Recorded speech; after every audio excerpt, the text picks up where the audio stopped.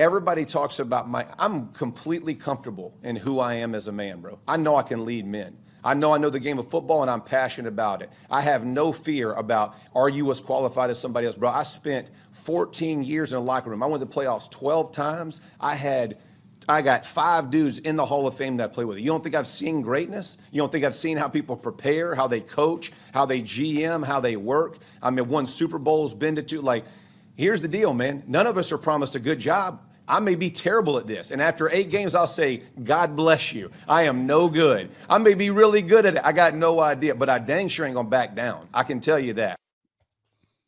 But I think the odds of this working, and a lot of people agree, so I'm not going against the grain here, are extremely low. Like extremely, extremely, extremely low. The odds of Jeff Saturday walking in with having played with some Hall of Famers, you know, I'm sure he is a good leader, I guess. I don't know. But he's never actually done the thing where you lead a football team. He went LeBron, too. Did you notice that? Which thing? He said, I've won Super Bowls. He won a Super Bowl. How about where he said, like, I've seen what GMing is? How? What? What are you talking about? Again, I'm not here to tear Jeff Saturday down. I'm not. Friends with Polian, probably. Well, texting Jim Irsay every week? Like, I think he was talking about, like, I had a front row seat seeing Bill Polian around bringing in players. Yeah, but that's very different than, like, sitting in the meeting with Adam Peters and John Lynch in Prague. Or I don't know, like going to USC and writing up players, right? During the season? Scouting. Yeah. So I think I'd be a little concerned about how confident he is that he can pull this off. Now, that said, you'd have to be in order to take this job. So he needs that confidence. He absolutely does. But I wonder, like, does he think he knows everything necessary to coach a head football? He did claim that if you watch his entire press conference, that he might suck at this. Yeah, we said that there too. I might suck at this, and everyone laughed. And if that's the case, after 8 weeks, I'll say goodbye. Look, I don't blame him for taking the job. If they called you and me tomorrow, like, hey guys, this is insane. You're going to get raked over the Colts, but could you guys come run a draft? We'd be like, fuck yeah, right? Who wouldn't want this experience? But you know, the problem is, one of the problems is this is the guy that Jim Irsay was leaning on, and you know, Jim Irsay doesn't have anyone around him that's telling him this is a bad idea. And Jeff Saturday clearly was not the guy that said, you know, Jim, I think there might be a better way to do this. I know that Jim Irsay doesn't have anyone around him telling him what they think a bad idea is, because Jim Irsay tours with a band that he pays. He brings his favorite artifacts along with him, and they all do a show together. I've heard Jim Irsay saying, I'm not here to shut down anybody's dream, but it's not very good. He shouldn't be touring with a band. You did go through their accomplishments of the members of the band. They're pretty well accomplished. They're pretty good members. But he's doing it, and no one's been like, you know, Jim, I don't, what are we doing here? Because everyone's got a paycheck. Everyone's getting a paycheck. Why would anybody say no when everybody's getting a paycheck? Why would Jeff Saturday say, Jim, I think whatever it is that you're about to do is a bad idea, when he's a consultant for the team, pulling a paycheck from Jim Irsay? Clearly, as he's been working for ESPN, the Colts have been paying him, right, as a consultant. So when Jim Irsay says, Jeff, I got an idea, nobody says, Jim, this might be a little crazy. Nobody on the inside. Now, Jim says, I've been running an organization for 50 years and blah, blah, blah. Again, I think this would be an incredible story if it works. Playing the Raiders or not, this would be incredible. But I think the odds are like, I don't even know, 1,000 to 1. I think this is very, very, very unlikely to go well. But it hasn't been working. So, like, it's been a disaster. They just lost 29-3 to the Patriots, who are not some powerhouse. I mean, getting their ass kicked. A couple weeks ago, when they fired the offensive coordinator, I forget the score, but I don't think they scored a point. So the points, like, their team is a joke. My issue always is with coaches. They're 3-5-1.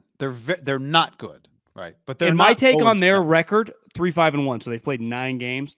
They feel much closer to 1-8 than they do 5-4, don't they? They lost to the Jags, and that was terrible. But they were also a game away from the playoffs last year. Yeah, that's part of it. They had a really good roster. my main issue is like, well, you got to do what? Make one of the coaches on the staff. I'm not acting like this isn't insane. We don't see this basically ever. Because part of it is like, you don't bring someone on the outside because you have so many coaches. If whatever your organization was, you don't have the manpower, you have to bring someone in because you don't have the numbers. Part of why it's easy in football, in college, or the pros when someone gets fired to have an interim, because you have 15 fucking people to choose from, right? Right. So when Nebraska fires Scott Frost, they could have done an interim, or they can just choose from one of the 15 guys on his coaching staff, and they go, well, this guy actually played quarterback here, boom. Wisconsin, boom, Jim Leonard. Carolina, boom, Steve Wilkes. It's usually pretty easy because you do have, at minimum, 2 or 3 options where it's like, well, this guy can just capable of keeping us afloat, right? The Raiders, when they fired Dennis Allen, who was Tony Soprano, RIP, he had been a head coach before. It's just, there is every single staff, I don't care who you are, has a guy or two usually that's been a head coach. Isn't that kind of unique in the sport of football? That basically every Power 5 team and every NFL team, I would say, have an assistant coach that has been a head coach before and usually been fired. But like, you know why he was defensive? Of course he was. Because why does any human get defensive? Usually when you know the person's kind of right. Like, he knows this is insane. Yeah. My bigger issue is that, like, him being a player, for example, has not that it hurts. Like, he saw a high level operation, but like, that doesn't translate necessarily to anything. The greatest coach of all time, I mean, I think most people would agree, some people argue, didn't come remotely close to playing a snap. Talking about Walsh or Belichick? I'm talking about Belichick. Oh. Didn't come anywhere near playing in Power 5, let alone Division 2, let alone the NFL. Really, his passion was lacrosse because he was probably better at it as a player than he was at playing center for Wesleyan. Yeah. Like, when you think about even like Urban Meyer, or not, excuse me. Bill Walsh did. I mean, Bill Walsh played some junior college football, but Mike Vrabel. I was kind of looking around who the best player he played. is I forgot, San Jose State in the league is Vrabel. Well, Vrabel spent like 8 years, half with Urban and then half with Bill O'Brien, coaching positions. He coached the defense once, but coaching positions and obviously playing a role, learning from Bill O'Brien and Urban how to be a head coach. Doug Peterson was a 15-year player, spent like almost a decade with Andy Reid being an assistant. Like, it's just impossible. But in fairness, this would be easier to argue or talk about, like, seriously, if this was the beginning, like they did this in January. Then I think it would truly be an insane. Like, ultimately, does it even matter? That's my takeaway. Does it really matter that much? Now, it does if he beats Josh McDaniels. Yeah, that would make – if he beats Josh McDaniels – well, he's going to win probably some games, right? You would think – well, the problem for him is, like, his quarterback's terrible. His offensive line is terrible. He does have the juice. Like, if he went to Jim, like, we're going to go back to Matt Ryan. Yeah, which definitely could happen. Yeah, that's true. Because I saw today Matt Ryan's back at practice. I don't think it's inconsistent. Do you think we've seen the last of Matt Ryan playing a game? I do not. No, but I didn't when they made the announcement. I didn't think we'd seen the last of Matt Ryan. Because more than likely, I mean, they should. Let's say they lose this week 17-0 or 24-0. It wouldn't shock me at all if he went, Jim, we got to go back to Matt Ryan. And sure. He's like, Jeff, you do what you want to do. Yeah, right. Yeah. He was not going to listen to anything else Frank Reich had to say. And you have to agree, you can't blame him, because if you were in Jim's shoes, sober, not sober, crazy, not crazy, you would struggle. Like, this guy's not doing a good job for my team. You told me to get Carson Wentz in here, and then you told me to get Matt Ryan in here. I did what you guys wanted. I'm critical of Jim Irsay, and I'm not taking cheap shots at him, but I'm with you. I understand. Like, I've done what you guys told me to do at quarterback, and it's been terrible. You guys had 2 first-round picks, didn't use either one on a quarterback, and then traded one the next year to the Eagles, who had Jalen Hurts for Carson Wentz. Think about that. I know. What, they passed on Hurts twice, and then the Eagles took him, and then they traded a first for Wentz. It's insane. But I wouldn't have drafted Jalen Hurts either. So Understood. It's like most people wouldn't have. Understood. Because the Eagles took a lot of shit, remember, when they took Jalen. Yeah, I wouldn't have either, full disclosure. But again, like, the point is just, you guys are the professionals, and you keep telling me to do all this stuff that doesn't solve any of our problems. It only gets us further down the road, the wrong direction. So I agree with that, and I do think we'll see him back. I also think the Raiders are an example last year. Like, if you told me that Mark Davis wanted to hire Howie Long instead of Rich Bisaccia, I would believe you. Now, they hired Bisaccia. He coached a good football team in the end. He got them to the playoffs, and then they did not consider him for their head coaching job at all. Did not have a legitimate chance to become the Raiders. No, he didn't. Why? Because Mark Davis wanted a big name, right? Well, you know who consults Mark is Marcel Reese. So maybe Marcel wasn't feeling that. Maybe Marcel didn't want the job. Marcel knows better, right? You don't take the job that you get fired from. Just keep the steady flow of money coming in as the consultant. Very smart.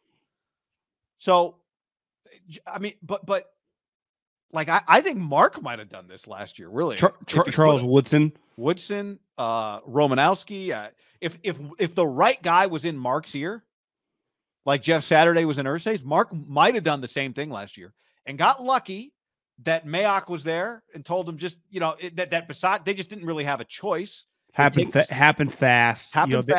Bisaccia probably hadn't been thinking about it for a few weeks, right? In the way that Irsay, because he didn't fire John. Yeah, kind of. Yeah, exactly. It like came on them like a tidal wave out of nowhere. Yes. But he didn't actually want to hire Bisaccia. It just, he got lucky that this guy actually, because here's the difference. And I don't know. I don't know this, the difference. I don't know what the Colts players thought of Frank Reich, but the Raiders people had to be. John Gruden is not an easy place to be. So when John Gruden left, you remember some of the quotes? Who was the, remember, who had the quote? Was it Jacobs who said something like, yeah, it's great not to be getting yelled at all the time. Remember that first week when Bisaccia took over? I think Josh Jacobs had a quote about like, yeah, it's like, so to me, that was different in that the building was like, whew, Gruden's gone. All right. Different environment. I don't know what the Colts guys think about Frank. Even if I remember correctly, Derek kind of said some things while like supporting the human being. Like, listen, I'm not going to shit all over this guy's life, but me and Ole now, we can just kind of. Yeah. Yeah, Jacobs definitely said something like not walking around on eggshells or something. Yes, yeah. So, like, to me, that part of the reason Bisaccia worked, again, Gruden was not about to get fired if not for the investigation, but was that it changed, like that building was under a dark, dark cloud. But isn't that the difference? Like, if I did this in basketball, I really just have to kind of endear myself to really like 8 guys and get to know like an extra 2 or 3 on top of that. Like in the NFL, if I have an assistant coach who is just the special teams coach, knows all the players, there's an element of a relationship. He's in a tough spot just from a relationship standpoint. Yeah. Like it's just now where he's smart, he worked for the Colts. I would imagine all his tweets talking shit, you forwarded me some. He's never said anything bad about Indy over the years, right? He tweeted about Devontae was hurting his fantasy team last week. That's insane. But do you agree? Wouldn't you be shocked if you did a deep dive of his tweets? He was critical of the Colts. I would be an be easy shocked, one to yes. avoid. Yeah. So luckily he's got none of that. But what I'm saying is maybe I underestimated because you might have been following them a lot closer than I thought. Like knowing the guys on the team and knowing their roster and spending a lot of time talking to the gym and getting to know. He said he texts with Frank. So like, as a consultant, he was talking to Frank, which isn't that crazy. Like if you were Frank, you would want this guy's ideas. He was a key guy. Like that's normal. You talk to people. If you're a head coach and Jeff's around a lot and you get to know him, like what if you fucking liked him? Like, hey Jeff, you want to come into the meeting? Like isn't that kind of normal protocol in sports? Like high level guys that have. It's crazy the way that he jumped, but I know this. Everyone's paying attention to that game. Whether you're watching it or not, like you're peeking at the score. And it hit me today. I wonder if it's crossed his mind just by himself. Probably not. You wouldn't say this out loud. Like, I got to win this fucking game. Who? And that being Josh McDaniels. For a guy that's never had any success as a head coach, so like strictly when you think about, do you think he's probably the most famous coordinator of like the last couple decades? I mean, there were a couple years of. I'm saying a guy that like Charlie Weiss became a head coach. Bill O'Brien became a head coach. You're saying guys that did become head coaches? Yeah, but that are just not considered head coach. Like ultimately, when I think Charlie Weiss, I think Notre Dame. Like Rex, I would say to me there were a couple. Monty Kiffin was very famous. Dick LeBeau was very famous. I'm saying okay. So those guys are all-time legends, right? Like even were you about to say Rex Ryan? Yeah, but I'd say Rex went to multiple championship games as a head coach. So like Eric Bieniemy, very famous. You would have to admit, like Josh is on the short list of just like famous role players from a coaching standpoint in the NFL's boom. Not as famous, I don't think, but I'll say, what was the guy that was he was like the Chiefs coach for a minute, Steelers OC. Someone with an H. Him and Ben didn't get along. Arians? No, long hair. Todd Haley. Todd Haley. Yeah, he'd be up there. Charlie Weiss is a good one. I mean, part of it is just being Tom's coach and Bill's offensive guy. I think everyone's paying attention to the score, and if you lose, and there's video of Jeff Saturday going nuts in the locker room, like pouring water on himself with DeForest Buckner and Jonathan Taylor, and they just beat you, where's this game, guy? Vegas. Can you lose at home to Jeff Saturday and Sam Ellinger? John, you cannot lose this game if you're Josh McDaniels. You should get fired if you lose this game if you're Josh McDaniels, right? Do you agree with that? Listen, take out all the emotional on this franchise. Because that's a pretty emotional statement I just made. 100%. If I'm the owner and this season's been a debacle, if my coach can't figure out a way to beat these guys, I think it's a fireable offense. Someone told me that it was going around the internet that like verified Twitter accounts, because you can pay for it now. A lot of people are getting fooled. Yeah. Like, I don't know if he gets fired Monday, but I couldn't be shocked if he loses this game and Josh McDaniels has been relieved and Mark just came out and said, I made a royal mistake. We got to start back over, but we couldn't go on as constructed. Well, part of the reason I think it could happen is because I think Mark is emotional. But if you own the team, just like Jim just was totally watching his team get curb stomped by Belichick and Mac Jones, ultimately it's Belichick. So it's like if Jim had decided, I'll give you another week, whatever. It's Jeff Saturday. I know. No. Ellinger. Any of us, an even keel person owned the team, you would consider firing him. But I think the fact that it's Mark is on the spectrum, I think, of, more emotional, more kind of Fanny. Yeah. Dom Capers, Wisenhunt, Greg Roman's a good one. Greg Roman's a very good one. But Josh has so much more success than all those guys, right? So in a weird way, you'd be like, Mark Davis, this is a knee-jerk reaction, but I would 100% understand that knee-jerk reaction. I don't know if many people would say that if he loses this game. Especially because they just got – it's like this is the third week in a row. You would have they've been embarrassed 2 weeks in a row. When you go 3? Oh, you're saying like going into this. Yeah. Okay. Yeah. I don't think many people would say knee-jerk reaction you lose this game. The problem, too, is like the Colts would go on to lose 8 in a row. Right? Like, I don't care if it's not going to wear well. I just think it's just not. But I also expect interim coaches to inject a little energy in the first or second week. That just tends to happen. Right? Yeah.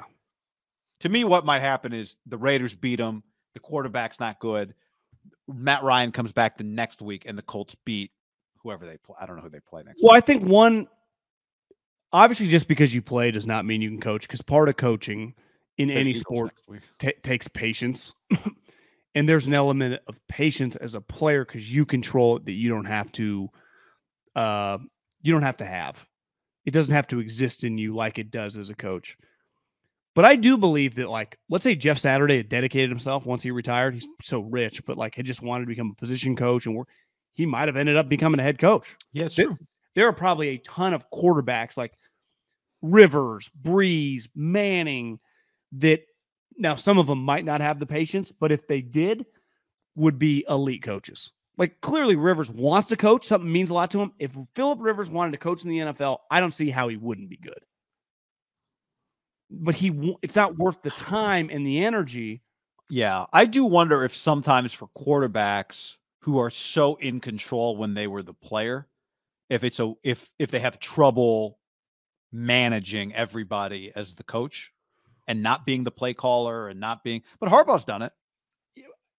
One element, and I think a little like Rivers, right? Grew up data coach, used to coaching. And one thing that would be difficult, I wonder, for a lot of former players that don't, most former players, when they work in the NFL, then they start seeing the other side, right? Of cutting guys, of the draft process, of realizing there's a balance. It's not, it's hard, right? A lot goes into all these decisions. It's not, some of them are emotional because the guy fucks up, and some of them are just a numbers game. Like you run it like a business in a weird way, beside like the Aaron Donalds and Devontae Adams and Aaron Rodgers. The overwhelming majority of the guys are somewhat widgets, right? It's like, well, can we replace this guy? What can we do? Can we add this guy? How much is this guy going to cost? You're constantly thinking and talking like that. Think how often the older coaches like Pete Carroll, Andy Reid, Sean Payton, Belichick have just so comfortable having those conversations, right? It's just part of your vernacular of talking about the business of the sport, beside just the game that week.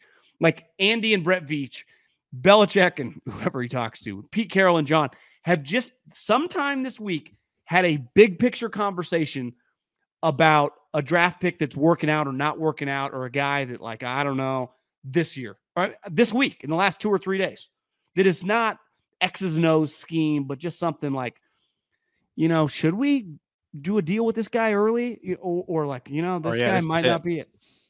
Ernie Adams, probably. Still talks to Bill. Who's that guy up in the tree?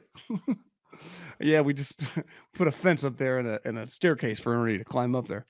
He's like, Bill, I told you not to get into FTX. They talk weekly just because he manages Bill's money, probably, right? It's true. Didn't he make him a ton of money in like the early 80s? That's the story.